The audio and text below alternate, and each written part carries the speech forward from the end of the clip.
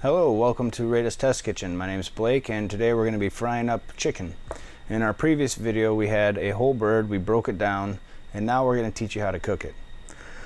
I've got some flour here, I got some seasoning that I'm going to put in, and we're going to stir that into the flour.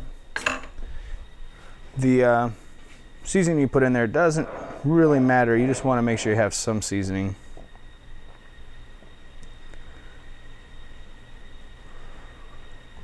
Salt and pepper works. We also have some evaporated milk that we're gonna use for frying to actually be the binder, the adhesive for the chicken. We'll start with one of the pieces here and we put it inside the flour, completely dredge it.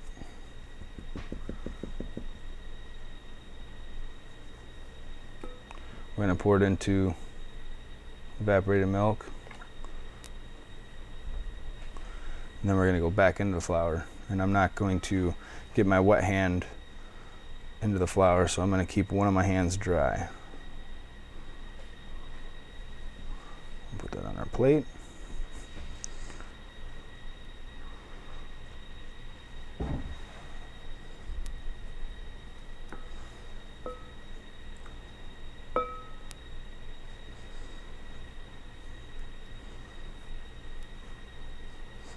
Kind of apply a little bit of pressure to let that stick on there.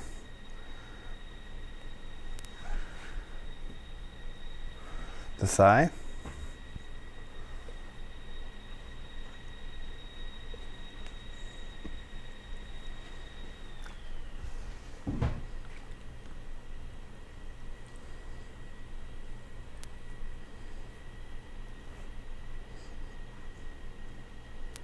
I like to flip it over.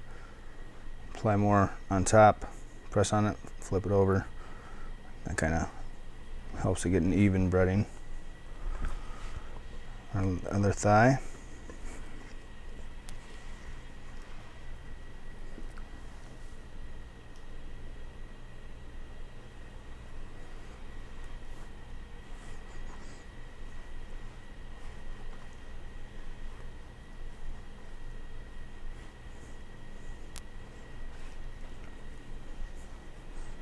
And then we have our little wings we can just do all at once here. You can use buttermilk instead of the evaporated milk. You can add some egg to it, thicken it up, and give it a little bit more of a binding adhesive, more or less. A glue.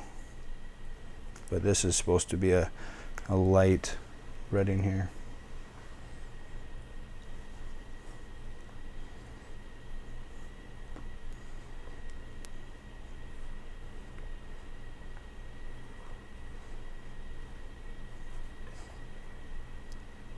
You can actually do a double breading if you want to. You can go back after this, go back in, make it a little bit thicker.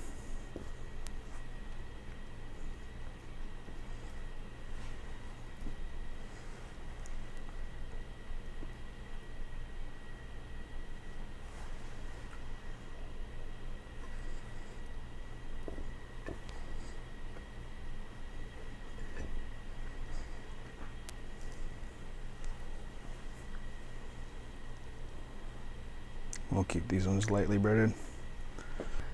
We have our pan here. I'm using a corn oil. You can use a canola oil, peanut oil, vegetable oil.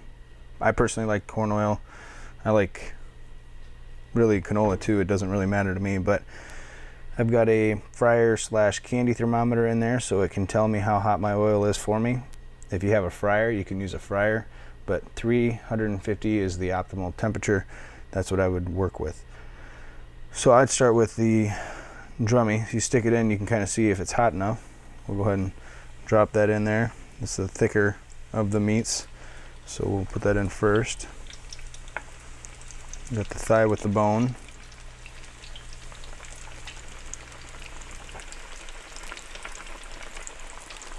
And I'm not going to add that because I don't want to overflow it.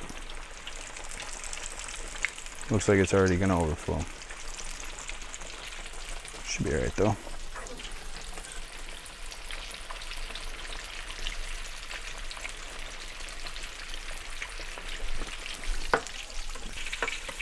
The optimal internal temperature for chicken is 165 degrees. A lot of the packages will tell you 180 degrees, but salmonella dies at 165. So if you're going to temp the legs, you want to run the thermometer with the bone, so that way you're able to get to the center of it.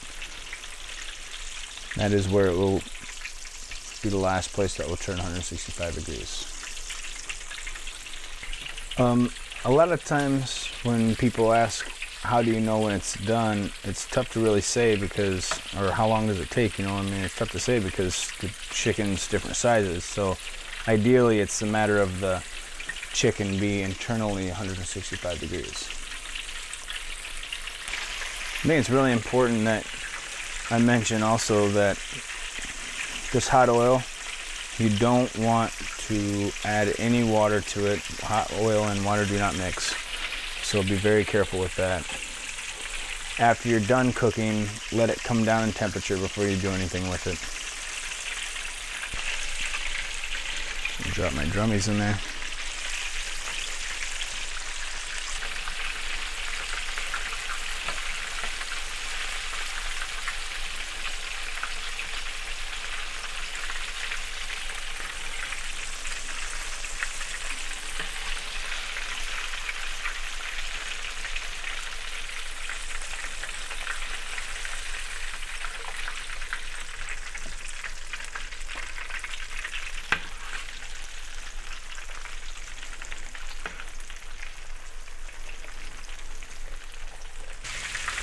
So here's the double breaded one.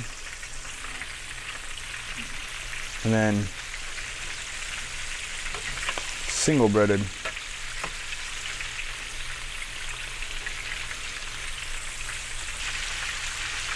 Kind of pulling the oil around and stirring it lightly just so that way the heat is evenly dispersed throughout the pan.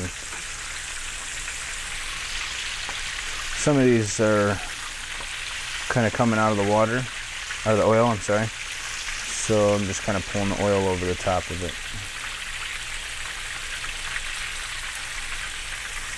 These are good. A good indication that it's done is that it floats. But that is not anything to guarantee it, you know. You want to be extra safe.